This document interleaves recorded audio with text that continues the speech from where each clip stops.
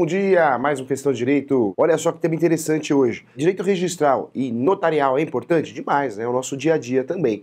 Não tem jeito, não dá para fugir disso para as transações imobiliárias. Então é importante você saber ter uma noção muito específica para que você possa atuar com qualidade, tá bom? Olha só, professor, qual que é o conceito de direito notarial? O direito notarial, ele é um ramo do direito público que tem o objetivo de dar segurança jurídica às transações, aos negócios jurídicos. Posso falar também que o direito notarial também é um ramo do direito preventivo. É isso mesmo. O grande objetivo do direito notarial é criar uma prevenção para os atos jurídicos, para os negócios jurídicos. Então, o grande objetivo é fazer a coisa com uma certa segurança jurídica, com uma certa credibilidade, tá bom? Então, esse é o grande objetivo. Entendendo isso, vamos passar para o seguinte conceito. Nós temos os cartórios no Brasil. Os cartórios é o gênero da grande espécie, né? Nós temos a espécie, de um lado, os tabeliões, e do outro lado, também os registradores. O que interessa para nós é que registro, quem faz registro? O cartório de imóveis faz registro. Faz o registro de uma compra e venda, faz o registro de um compromisso de compra e venda. Então, o cartório de imóveis é por competência, ele faz registro. Já os tabeliões não fazem registro. Tabelião, ele faz escritura pública. Tabelião faz ata notarial. Então, esse é o objetivo.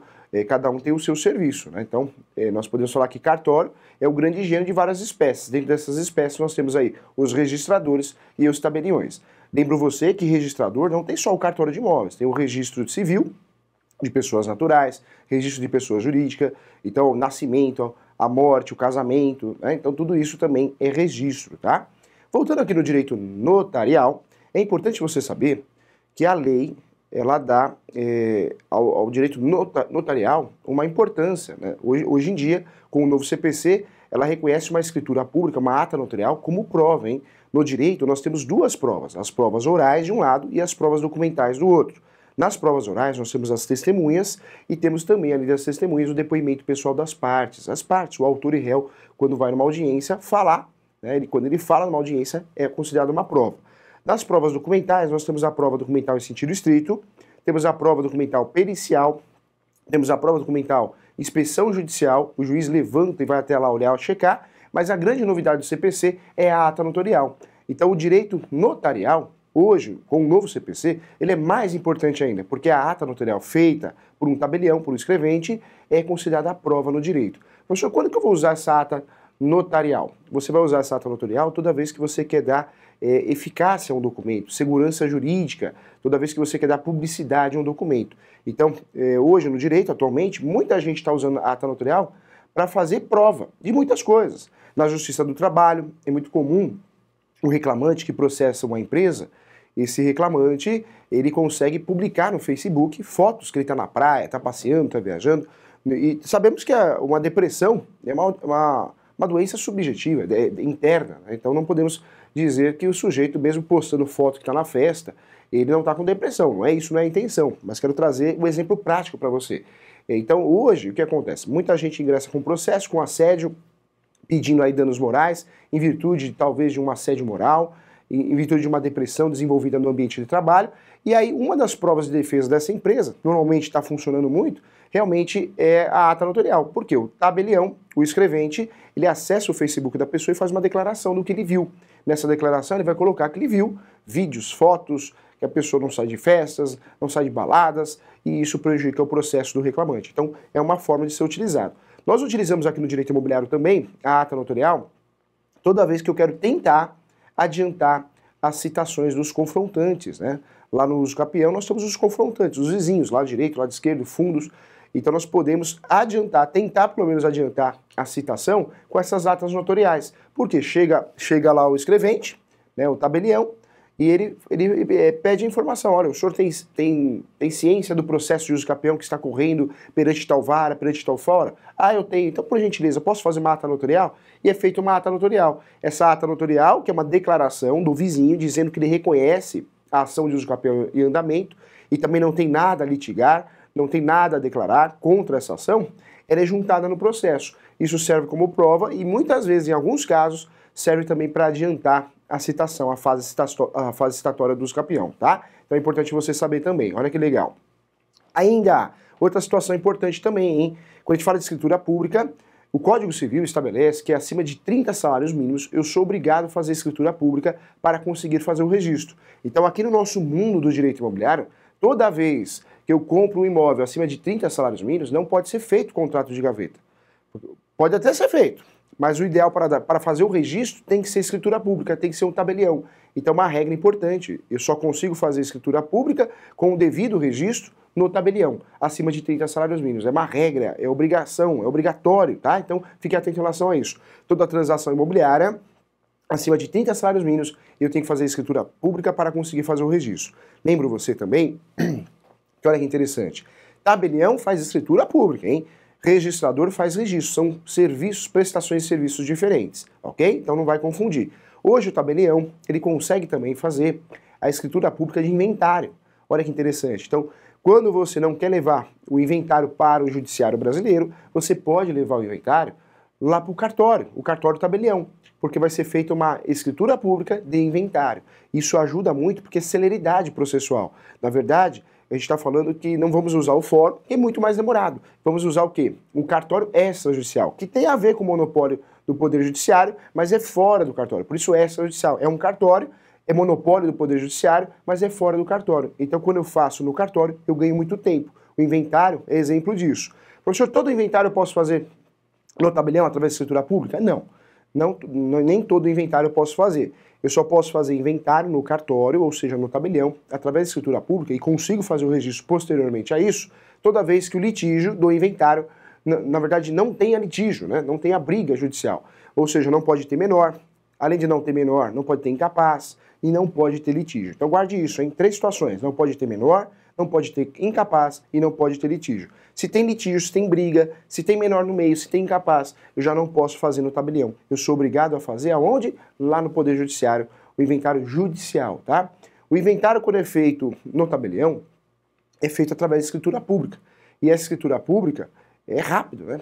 O tabelião ele faz escritura pública, em 15 dias está entregando essa escritura pública, 30 dias no máximo. Então é muito mais rápido fazer no tabelião do que fazer no judiciário, que tem todo aquele procedimento processual, aqueles atos pré-determinados. Por isso muita gente hoje, atualmente, está levando para o cartório.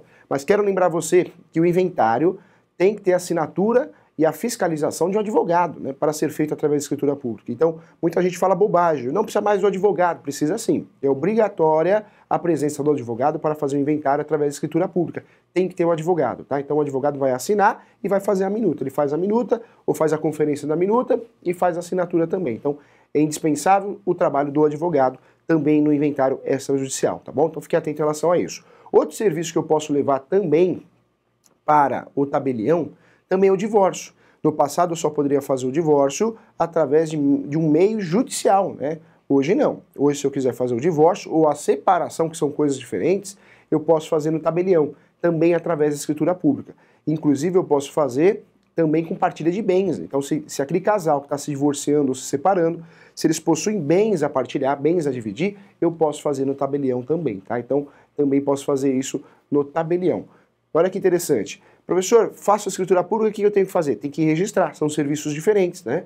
Então toda vez que você faz uma escritura pública de compra e venda, tem que levar registro no cartório de imóveis. Toda vez que você faz uma escritura pública de inventário, tem que levar registro no cartório de imóveis ou nos imóveis que são objetos daquele inventário. E o mesmo ocorre no divórcio com partilha de bens. Eu quero escritura pública, eu tenho que levar nos cartórios de imóveis também para fazer o registro. Então, olha só quanta coisa. Outra interessante situação é a situação da retificação diária. No passado, eu tinha que fazer uma ação judicial de retificação diária. Hoje, se a situação não tem litígio, não tem menor, não tem incapaz, eu também posso fazer uma retificação diária através da escritura pública. Fique atento, hein? O serviço notarial é muito interessante, você ganha tempo, o custo, muita gente fala, o custo é alto, depende da situação, né? Muitas vezes o tempo que você vai perder na justiça compensa pagar a escritura pública. Lá na justiça você consegue a justiça gratuita, pelo artigo 98, e você tem vários benefícios, mas para conseguir a justiça gratuita hoje você tem que provar, né, a situação de realmente que seja necessária para que você possa usufruir dos benefícios da justiça gratuita. Então aqui, quando a gente fala de tabelião, não, você paga esse serviço, depois você paga para registrar. Olha quantos serviços o tabelião pode fazer e você pode fugir do fórum, porque o cartório é extrajudicial. Então nós temos aí o inventário, pode ser feito pelo tabelião, também o divórcio, a separação e também a retificação diária. Lembrando sempre que para eu fazer no tabelião, não pode ter litígio, ou seja, não pode ter briga. Além de não ter briga, de ter litígio, não pode ter menor, não pode ter incapaz no meio. E outra coisa, tem que ter assinatura, é importante ter a assinatura do advogado, salvo exceção do contrato de compra e venda, do compromisso de compra e venda, feito de forma pública, que aí não precisa da assinatura do advogado. Mas o inventário, a ação de edificação, também, não só a retificação, mas também a parte de divórcio e separação, precisa da assinatura obrigatória do advogado, tá bom? Olha que interessante. Nós temos hoje também com o novo CPC o uso capião extrajudicial administrativo. Vários doutrinadores utilizam nomes diferentes, né? Fato é que o uso capião administrativo e extrajudicial, você que nos assiste, eu sei que muita gente assiste de outros estados também, precisa tomar muito cuidado, porque o uso capião, a ideia foi boa, mas ele está mal regulamentado. Então, dependendo de estado para estado, você não está conseguindo fazer a prestação de serviço, usufruir dessa prestação de serviço. Porque esse uso capião segue a ideia dos outros serviços do tabelião. Não pode ter litígio, não pode ter menor. Então, esse uso capião foi mal regulamentado, tem muito cartório que não está fazendo esse tipo de serviço, mas também não deixa de ser uma escritura pública que vai ser levada a registro. Então, o serviço também ele é híbrido, né? Uma escritura pública que vai aparecer no meio para que seja feita aí o registro no devido cartório de imóveis, tá bom? Então, olha que interessante. Voltando aqui no cartório, vamos acabar com essa dúvida aqui. Professor, como que eu faço para trabalhar num cartório? Eu preciso passar no concurso público? Não, não precisa passar no concurso público. Quem trabalha no cartório, na verdade, foi contratado pelo oficial do cartório. E o oficial do cartório, nós temos aí o registrador e o tabelião. Quem passa no concurso público, a única pessoa que passa no concurso público dentro do cartório, é realmente o proprietário do cartório, como se fosse proprietário. Está errado falar proprietário porque não é dono, né? Na verdade, recebe a delegação do Tribunal de Justiça. O cartório é um serviço vinculado ao Tribunal de Justiça, vinculado ao Poder Judiciário. Quem trabalha no cartório está prestando um serviço público. Por quê? Porque cartório extrajudicial é fora do cartório, mas ele é vinculado ao monopólio do Estado, ao Poder Judiciário. Quem trabalha no cartório está prestando um serviço para desafogar o judiciário. Essa é a realidade. Por isso a gente faz divórcio no cartório, faz inventário no cartório, para tirar lá do judiciário e desafogar o judiciário. É mais um meio para solucionar conflitos, né? Então, esse profissional, ele passou num concurso. Esse concurso, olha que interessante, é um concurso bem complicado, bem difícil, merece muitos anos de estudo, mas costumo dizer que é o melhor concurso do Brasil. Porque quem passa no concurso de registrador ou passa no concurso de tabelião, esse sujeito vai assumir um cartório. E assumindo esse cartório, ele recebe a delegação do Tribunal de Justiça, ou seja, como se fosse dono do cartório. Ele vai arcar com todas as despesas, aluguéis, energia, água, luz, os devidos repasses são feitos também para o Tribunal de Justiça, entre outros repasses, vai arcar com os funcionários, os salários dos funcionários, e o que sobrar é dele. Nós temos cartórios no Brasil que são cartórios altamente rentáveis, né? Que aí diz a lenda que ultrapassam de valores absurdos, né? Mas também não posso falar que todo cartório dá dinheiro, não é verdade. Tem cartório no Brasil, né, dependendo do município, que realmente o sujeito ele precisa receber o mínimo, né, o mínimo do TJ, que é uma tabela, pelo menos para ele não deixar de receber, para que ele não deixe de ter remuneração. Mas a maioria dos cartórios, nos grandes centros urbanos, nós temos cartórios aí que realmente que são cartórios que o valor que o oficial chega a adquirir, né, com o trabalho, chega a ser absurdo, mas é uma realidade, né? Principalmente cartório de imóveis. Mas aí tem que ser analisado, cada caso é um caso, né? Depende muito do cartório, da região, da cidade, mas fato é que é um serviço muito importante para a sociedade e isso ajuda a desafogar o Poder Judiciário também. Então, professor, quem pode prestar esse concurso? Pode prestar o concurso de cartório aquela pessoa que trabalhou no cartório durante 10 anos. Quem trabalha no cartório durante 10 anos não precisa ter nem formação jurídica, não precisa ser bacharel em direito. Olha que legal. Se você trabalhou 10 anos no cartório, você pode prestar esse concurso. Na data do edital, de abertura do edital, você tem que ter 10 anos de trabalho no cartório. E cartório, qualquer cartório, hein? Pode ser o de protesto, pode ser de registro, pode ser o de imóveis, pode ser o tabelião. Então, trabalhou no cartório durante 10 anos, você pode prestar esse concurso, é um requisito. Quem não tem 10 anos de cartório, tem que ter a formação em direito, tem que ser bacharel em direito, formação obrigatória, tá? Para prestar esse concurso. Aí passou no concurso, vai assumir o cartório e vai formar a sua equipe. Sua equipe é composta de escreventes, auxiliares, estagiários. Então o cartorário, o oficial, o registrador, ele toca o cartório, o seu cartório, com a sua equipe. E essa equipe é CLT. No passado foi estatutária, hoje não, é CLT. Tem vínculo empregatício, né? Então vai ter direito até o FGTS. O cartório, o ideal é que o serviço do cartório seja prestado dia dias úteis, né? Então, ou seja, de segunda a sexta, mas nós temos as exceções. Nós temos os cartórios que prestam lá, celebram um casamento, então trabalha de sábado também, mas o ideal é que o cartório preste esse serviço de segunda a sexta, salvo as exceções do cartório de registro de pessoas naturais, porque realmente tem que ter plantão. A criança nasce no final de semana, o sujeito casa no sábado, então nós temos essa exceção aí também. Em relação ao direito notarial e ao direito registral, nós temos alguns princípios que vão seguir o contexto aí desse trabalho, dessa prestação de serviço. Nós temos o princípio da publicidade. O grande objetivo do cartório é gerar publicidade dos atos, por isso gera segurança jurídica. Então, todo ato feito no cartório, ele é público. Olha que interessante, gera publicidade. Eficiência também, o cartório ele presta um serviço com eficiência, então o objetivo do cartório é prestar um serviço bem prestado, bem feito. Nós temos o princípio da autenticidade, um serviço feito pelo cartório, ele é autêntico, ou seja, ele tem fé pública também, então por isso a gente procura um cartório, porque o cartório, um documento feito no cartório, ele tem uma fiscalização, e isso gera uma segurança jurídica para a sociedade, e também segue aqueles princípios do direito administrativo que a gente fala lá, o LIMP, né? Tudo tem que ser feito com base na legalidade, tudo com base na lei, o notarial, né? O tabelião, os escreventes, os funcionários do cartório não podem fazer o que quer, eles seguem a lei, né? Então, princípio da legalidade. Nós temos uma lei que trata dos registros públicos no Brasil, que é a Lei 6.015. Essa lei, ela trata dos registros públicos do Brasil. Essa lei é a Constituição Federal. Essa lei, ela regulamenta toda a questão de registro público. Então, ele tem que seguir a lei, legalidade. Além da legalidade, também impessoalidade. Ou seja, o oficial de cartório não pode tratar as pessoas de forma diferente. Todo mundo tem que ser tratado de forma igual. Então não pode tratar de forma diferente também.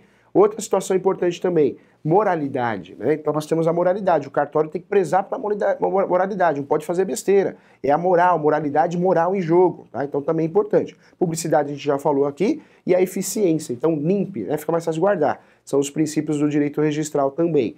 Volta aqui, olha que interessante, ó.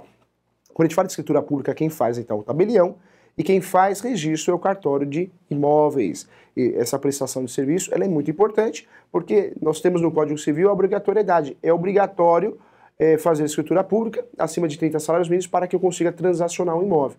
O ideal também, que a gente conversamos aqui, que toda transação imobiliária você solicite uma certidão de propriedade, porque a certidão de propriedade prova quem está vendendo realmente é o proprietário. Conversamos da diferença de posse e domínio, são coisas diferentes, né?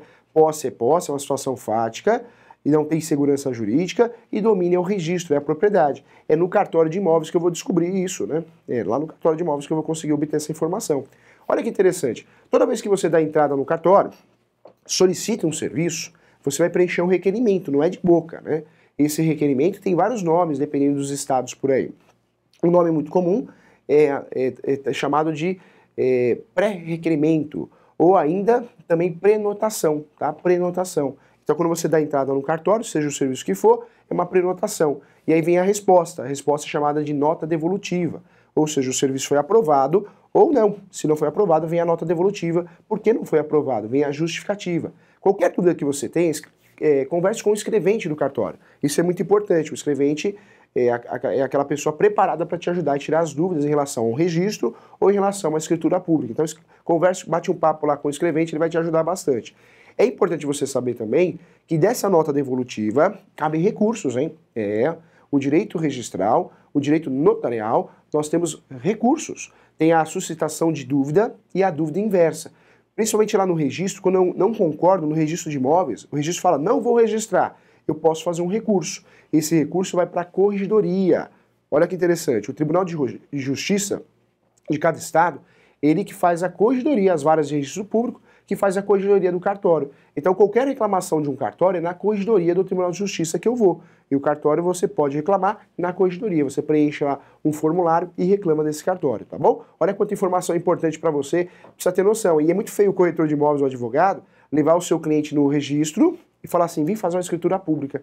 Aí vira o registrador, o escrevente ou quem te atenda, fala assim, não, aqui a gente não faz, aqui faz registro. Você quer registrar? Não, não quero não, eu quero fazer escritura pública. Não é aqui, meu filho, então cuidado com isso, hein? O Brasil é muito grande, nós temos costumes diferentes, né? Sem falar que o cartório é delegação do Tribunal de Justiça, mas estadual. Então nós temos cartórios que trabalham estados que trabalham de formas diferentes. Então para você não errar, não passar vergonha, se informe antes, né? Normalmente o registro e o tabelião são separados. Em algumas situações, em poucas situações, nós temos os dois juntos. E aí vai depender de cada estado. Pode ser que, na época, o oficial, ele assumiu as duas coisas, porque o cartório era muito fraco. Pode ser que os dois se juntaram para dividir despesas, né? Então, ou seja, o prédio paga um aluguel menor, os dois serviços são prestados lá dentro, aí divide o espaço de baixo, o espaço de cima, acontece também. Mas, normalmente, nas grandes metrópoles, o serviço é separado. Então, não confunda, hein? Registro é registrar o imóvel. Tabelião faz escritura pública. É feio, passa vergonha, hein? Esse serviço também ele é pago de forma adiantada, hein? Então não tem esse negócio de passar cartão de crédito, não. Débito, não tem, hein? Quando você vai num cartório, leva dinheiro, porque o pagamento é feito em dinheiro ou cheque, tá bom? Sempre de forma adiantada. Não tem esse negócio aí de pagar lá na frente o cartão de crédito. É assim que funciona o cartório de imóveis, fechado? E também o tabelião. Olha só, chegou as perguntas, tem pergunta boa aqui. Vamos lá então, hein?